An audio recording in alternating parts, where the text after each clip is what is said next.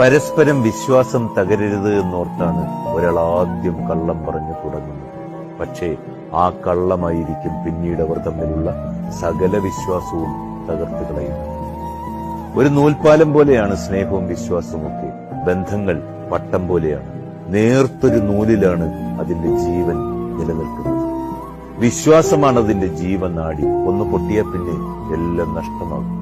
നേർത്ത നൂലിന്റെ ശക്തി എന്നത് ചേർത്തു പിടിക്കുന്ന കരങ്ങൾക്ക് സമാനമാണ്. ഒരാളോടുള്ള വിശ്വാസം എന്ന് വെച്ച സ്നേഹത്തെക്കാൾ അയാൾക്ക് നമ്മൾ കൽപ്പിക്കുന്ന വിലയും ബഹുമാനവുമാണ്. ഒരാളുടെ വികാരങ്ങളുടെ പരിപാലനമാണ് വിശ്വാസം. അത് വളർത്തിയെടുക്കുമ്പോൾ ബന്ധം നിലനിൽക്കുന്നു. വിശ്വസിച്ചവരെ ചതിക്കരുതെന്നേ. ഒരിക്കൽ വിശ്വാസം തെറ്റിപ്പോയെന്ന് അയാൾ അറിയുമ്പോൾ പഴയതുപോലെ പിന്നെ ഒരിക്കലും അവരെ നമുക്ക് തിരിച്ചു കിട്ടും.